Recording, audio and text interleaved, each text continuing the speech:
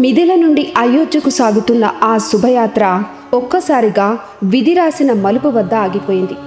ఎందుకంటే వారి మార్గాన్ని అడ్డగించిన వారు సామాన్య ముని కాదు, క్షత్రియ వీరుల గర్వాన్ని భస్మం చేసిన ఒక మహాయోధుడు.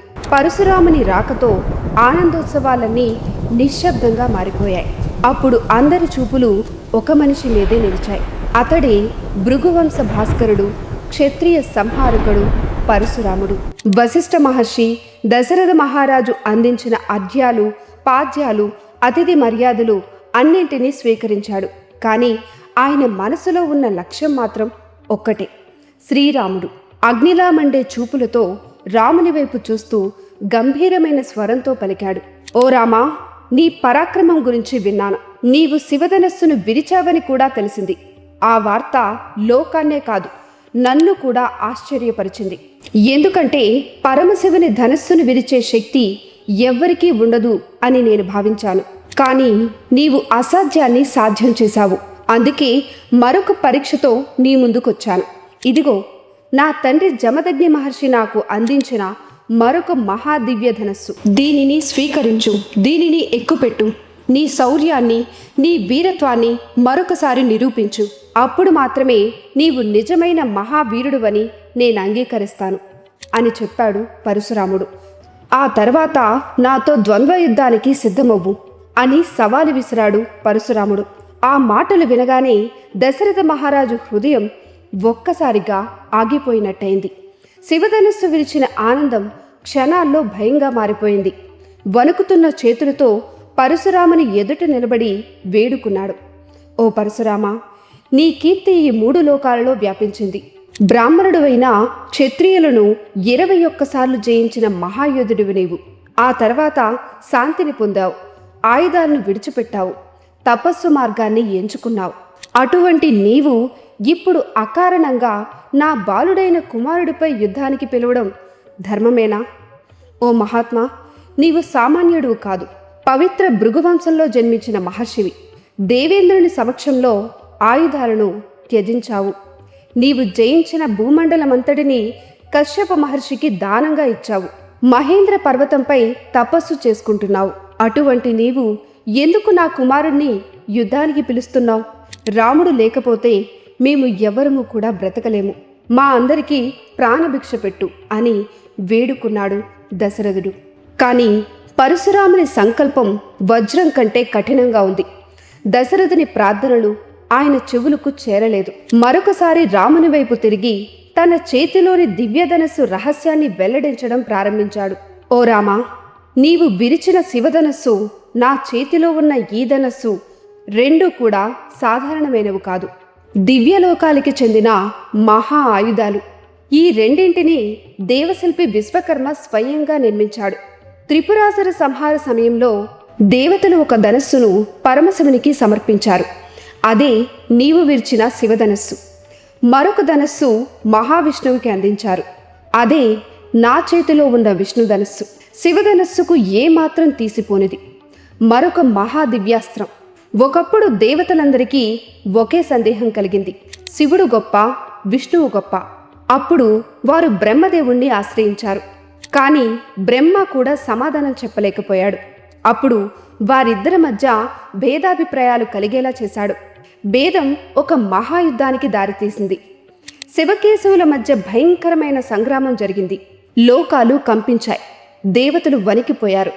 అప్పుడు మహావిష్ణువు చేసిన ఒక మహా హూంకారం దిక్కులన్నింటినీ కుదిపేసింది. ఆ హూంకారానికి శివుడు క్షణకాలం తడబడ్డాడు. అప్పుడు విష్ణువే అధికుడు అని దేవతలు నిర్ణయించారు. ఆ తర్వాత పరమశివుడు తన ధనస్సును విదేహరాజు దేవరాతుని వద్ద ఉంచాడు. మహావిష్ణువు తన ధనస్సును భృగువంశీయుడైన రుచీక మహర్షికి అందించాడు. రుచీకుడు మా తాత.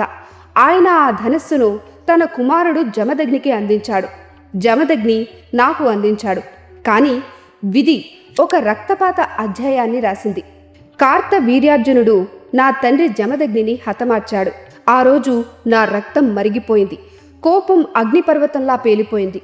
కార్త వీర్యార్జునుణ్ణి, అతని కుమారుడు, అతని వంశాన్ని అన్నింటినీ సంహరించాను. అక్కడితో ఆగలేదు. భూమిపై ఉన్న ప్రతి క్షత్రియ వంశాన్ని 21 సార్లు నాశనం చేశాను. రాజులే లేని భూమిని సృష్టించాను. ఆ తర్వాత నేను జయించిన ఈ భూమిని కశ్యప మహర్షికి దానంగా ఇచ్చాను. మహేంద్ర పర్వతంపై తపస్సులో నిమగ్నమయ్యాను. కానీ నీవు శివధనస్సును విరిచావని దివ్య దృష్టితో తెలుసుకున్న క్షణం మళ్ళీ ఈ లోకానికి వచ్చాను. ఓ రామా, నీవు క్షత్రియుడివి. క్షత్రియ ధర్మాన్ని నిరూపించు. మా వంశపారంపర్య సంపద అయిన ఈ విష్ణుధనస్సును స్వీకరించు. దీనిని ఎక్కుపెట్టి బాణాన్ని సంధించు. ఆ తర్వాత నాతో ద్వంద్వ యుద్ధం చెయ్యి అని గర్జించాడు భృగువంశ అగ్ని పరశురాముడు. ఆ సవాలు విన్న క్షణం అక్కడున్న ప్రతి హృదయం ఒక్క క్షణం కొట్టుకోవడం మర్చిపోయింది. ఎందుకంటే ఇప్పుడు జరగబోయేది సాధారణమైన పోరాటం కాదు, యుగాలు గుర్తుంచుకునే ఒక మహాఘట్టం. కానీ ఇంతసేపు ఒక్క మాట కూడా మాట్లాడిన ఒక వ్యక్తి ఉన్నాడు. అతడే రఘుకుల చంద్రుడు, అయోధ్య యువరాజు శ్రీరాముడు. తండ్రి పట్ల ఉన్న గౌరవంతో, గురువుల పట్ల ఉన్న వినయంతో అతడు ఇప్పటి వరకు నిశ్శబ్దంగా నిలిచాడు. కానీ ఆ నిశ్శబ్దానికి కూడా ఒక హద్దు ఉంటుంది. పరశురాముడు సవాలు మళ్ళీ మళ్ళీ తన పరాక్రమాన్ని ప్రశ్నించడం రాముని హృదయాన్ని తాకింది. అప్పుడు తండ్రి వైపు చూశాడు. దశరథుని అనుమతిని పొందాడు. మెల్లగా ముందుకు అడుగులు వేశాడు. ఆ క్షణం అక్కడున్న ప్రతి చూపు రాముడి వైపు నిలిచిపోయింది.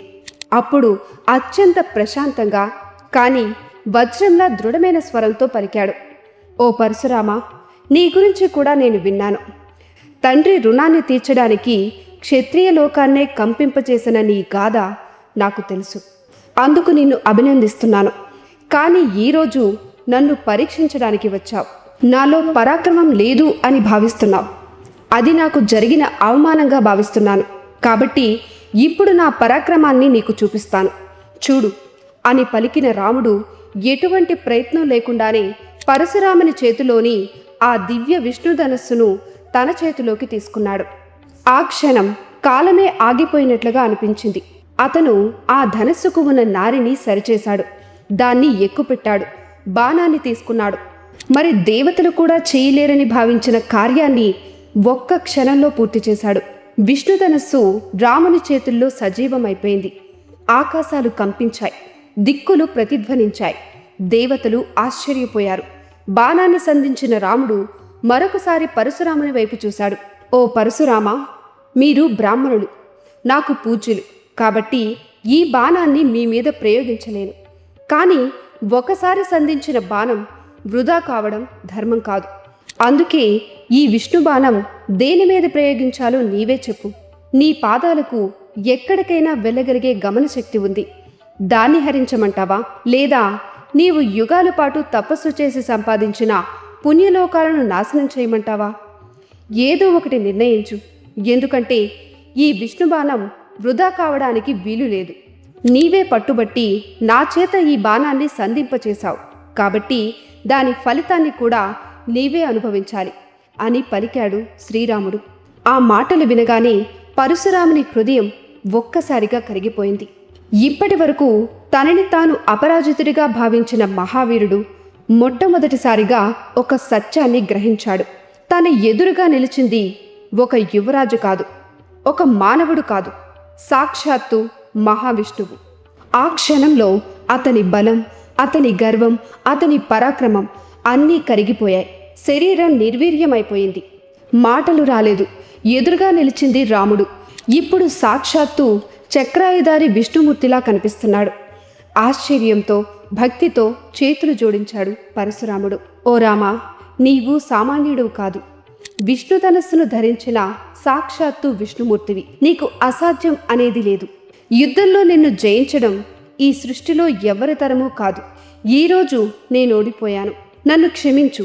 ఒకప్పుడు క్షత్రియులను సంహరించి ఈ భూమంతటిని కశ్యప మహర్షికి దానంలా ఇచ్చాను. అప్పుడు ఆయన నన్ను ఈ భూమిపై నివసించవద్దని ఆజ్ఞాపించాడు. అందుకే నేను మహేంద్ర పర్వతంపై తపస్సు చేసుకుంటున్నాను. నీవు నా గమన శక్తిని హరిస్తే నేను మహేంద్రగిరికి చేరుకోలేను. కాబట్టి నా గమన శక్తిని నాశనం చేయవద్దు. దానికి బదులుగా నేను తపస్సుతో సంపాదించిన నా పుణ్యలోకాలను నాశనం చేయి అని చెప్పాడు పరశురాముడు. ఆ తర్వాత నేను మహేంద్రగిరికి వెళ్ళిపోతాను అని వినయంగా ప్రార్థించాడు పరశురాముడు. అప్పుడు కరుణామూర్తి అయిన శ్రీరాముడు అతని ప్రార్థనను అంగీకరించాడు. విష్ణుబాణం విడుదలైంది. ఆ బాణం అగ్ని జ్వాలలా దూసుకుపోయింది. పరశురాముడు తపస్సుతో సంపాదించిన అన్ని పుణ్యలోకాలను క్షణాల్లో భస్మం చేసింది. అది ఓటమి కాదు, అది అవతారం. మరొక అవతారానికి తన అధికారాన్ని అప్పగించిన క్షణం. ఆ తర్వాత పరశురాముడు శ్రీరామునికి ప్రదక్షిణ చేశాడు, నమస్కరించాడు, వినయంతో తల వంచాడు. తన దివ్య గమన శక్తితో మహేంద్ర పర్వతం వైపు ప్రయాణమయ్యాడు. అతను వెళ్ళిపోయాడు. కానీ ఆ రోజు జరిగిన మహారహస్యం అక్కడున్న ప్రతి ఒక్కరి హృదయంలో శాశ్వతంగా నిలిచిపోయింది. ఇదంతా చూస్తూ దశరథ మహారాజు ఇంకా ఆశ్చర్యం నుంచి తేరుకోలేకపోయాడు. ఎందుకంటే ఇప్పుడే తన కళ్ళ ముందు ఒక యువరాజు కాదు, సాక్షాత్తు శ్రీ మహావిష్ణువు మహిమ ప్రత్యక్షమైంది. కానీ ఇది కేవలం పరశురాముని పరాజయం కాదు, ఇది త్రేతాయుగానికి స్వయంగా ధర్మం ఇచ్చిన మహాప్రకటన. ఇది కేవలం ఒక వివాహయాత్ర ముగింపు కాదు, అది ధర్మానికి భూమిపై కొత్త అధ్యాయం ప్రారంభమైన క్షణం. పరశురాముడు మహేంద్రగిరికి వెళ్ళిపోయిన తర్వాత శ్రీరాముడు తన చేతిలో ఉన్న దివ్య విష్ణుధనస్సును, ఆ మహాబాణాన్ని వరుణదేవుడికి అప్పగించాడు. ఆ తర్వాత వశిష్ఠ మహర్షితో పాటు అక్కడున్న మహర్షులందరికీ, బ్రాహ్మణులందరికీ నమస్కరించాడు. ఆపై తండ్రి దశరథ మహారాజు వైపు తిరిగి, తండ్రి, పరశురాముడు వెళ్ళిపోయాడు, ఇక మనం అయోధ్యకు ప్రయాణిద్దాం, సైన్యానికి ఆజ్ఞనివ్వండి అని వినయంగా పలికాడు రాముడు. అప్పటి వరకు ఆశ్చర్యంలో నిలిచిపోయిన దశరథుడు ఆ మాటతో ఈ లోకంలోకి వచ్చినట్లయ్యాడు. తన ప్రియ కుమారుణ్ణి గట్టిగా హత్తుకున్నాడు, శిరస్సుపై ముద్దు పెట్టుకున్నాడు, చుట్టూ చూశాడు. పరశురాముడు నిజంగానే వెళ్ళిపోయాడు అని నిర్ధారించుకున్నాడు. ఆనందంతో అతని హృదయం నిండిపోయింది. తన నలుగురు కుమారులు మరొకసారి తనకు జన్మించినట్లుగా భావించాడు. వెంటనే అయోధ్యకు తిరుగు ప్రయాణాన్ని ప్రారంభించమని ఆజ్ఞాపించాడు. ఆ విధంగా రఘువంశం యొక్క మహాశోభాయాత్ర అయోధ్య వైపు సాగింది. తమ యువరాజులు, తమ కోడళ్ళు వస్తున్నారనే వార్త వారికంటే ముందే అయోధ్యకు చేరుకుంది. నగరమంతా పండుగ వాతావరణంలో మునిగిపోయింది. వీధులన్నీ మామిడి తోరణాలతో అలంకరించబడ్డాయి. అరటి స్తంభాలు నిలబెట్టబడ్డాయి. రంగురంగుల పూలతో నగరం మరింత అందంగా ముస్తాబయింది. మంగళవాయిద్యాలు మార్మోగాయి. ప్రజల హర్షధ్వానాల మధ్య రాముడు సీతతో కలిసి, లక్ష్మణుడు ఊర్మిళతో కలిసి, భరతుడు మాండవితో కలిసి, శత్రుఘ్నుడు శృతకీర్తితో కలిసి అయోధ్యలోకి ప్రవేశించారు. కౌసల్య, సుమిత్ర, కైకేయి కొత్త కోడళ్లకు ప్రేమగా స్వాగతం పలికారు. వారిని రాజమందిరంలోకి ఆహ్వానించారు. సీత, ఊర్మిళ, మాండవి, శృతకీర్తి నూతన వస్త్రాలతో అలంకరించబడ్డారు. గృహప్రవేశ కార్యక్రమాలు జరిగాయి. గృహదేవతలను పూజించారు. జనక మహారాజు కుమార్తెలు పెద్దలకు నమస్కరించి వారి ఆశీర్వాదాలను పొందారు. బ్రాహ్మణులకు గోదానాలు, సువర్ణదానాలు చేసి వారిని సంతోషపరిచారు. అలా అయోధ్యలో కొత్త జీవితం ప్రారంభమైంది. కాలం నెమ్మదిగా ముందుకు సాగింది. కొన్ని రోజుల తర్వాత దశరథ మహారాజు భరతుణ్ణి పిలిచారు. నాయనా భరత, నీ తాతగారు నీ కోసం ఎదురు చూస్తున్నారు. నీ మేనమామ యదాజిత్తు కూడా వచ్చారు. నీవు కైకేయి రాజ్యానికి వెళ్ళి వారిని సంతోషపెట్టిరా అని అన్నాడు. తండ్రి ఆజ్ఞను శిరసావహించిన భరతుడు తల్లులకు, తండ్రికి, పెద్దలకు నమస్కరించారు. వారి ఆశీర్వాదాలు తీసుకున్నారు. శత్రుఘ్నుడితో కలిసి కైకేయి రాజ్యానికి బయలుదేరారు. భరతుడు, శత్రుఘ్నుడు దూరమైన తర్వాత అయోధ్యలో రాముడు, లక్ష్మణుడు దశరథ మహారాజుకు సేవ చేస్తూ ఉన్నారు. రాముడు తండ్రికి అండగా నిలుస్తూ, రాజ్య పాలనలో సహాయం చేస్తూ, ప్రజల కోసం ఎన్నో మేలైన పనులు చేస్తూ ధర్మ మార్గంలో నడుస్తున్నాడు. అతని మాటలో మాధుర్యం ఉంది.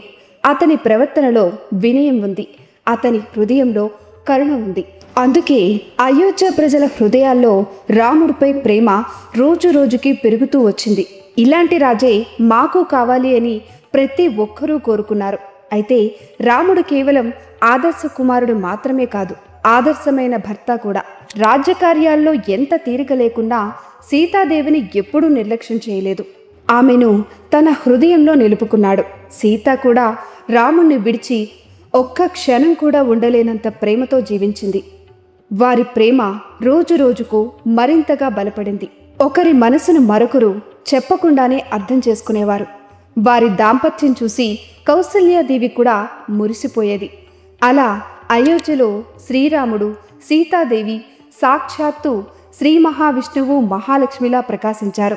అలా అయోధ్యలో సంతోషంతో నిండిపోయింది. ప్రజలు కూడా సంతోషంగా ఉన్నారు. రాజ్యం ప్రశాంతంగా ఉంది. రఘువంశం వైభవంగా వెలుగుతోంది. రాముడు సీతతో కలిసి ధర్మానికి, ప్రేమకు, వినయానికి సజీవ రూపంగా నిలిచాడు.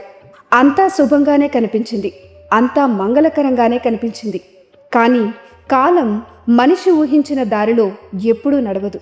విధి తన నిర్ణయాలను ముందే రాసించుతుంది. అయోధ్య ప్రజలు రాముణ్ణి తమ భవిష్యత్ రాజుగా చూడాలి అని కలలు కంటున్నారు.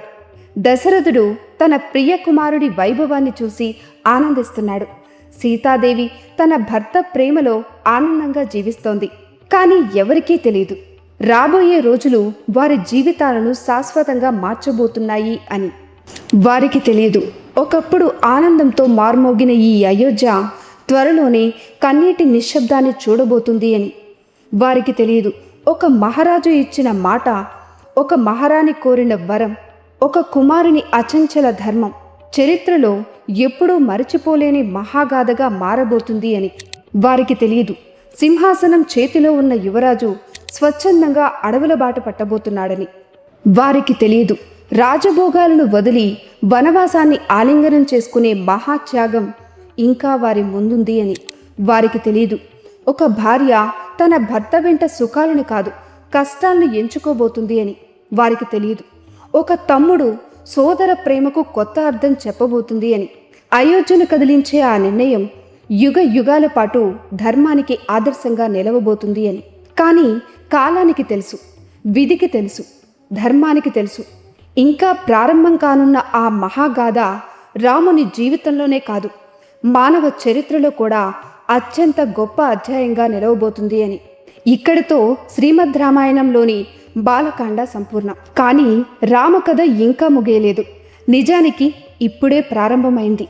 ఎందుకంటే తదుపరి అధ్యాయంలో ఒక యువరాజు ధర్మం కోసం ఏం త్యాగం చేశాడో, ఒక భార్య ప్రేమ కోసం ఎంత దూరం నడిచిందో, ఒక తమ్ముడు భక్తి అంటే ఎలా చూపించాడో ప్రపంచానికి తెలియబోతుంది. అదే శ్రీమద్ రామాయణంలోని అమరమైన అద్భుతమైన అయోధ్యకాండం.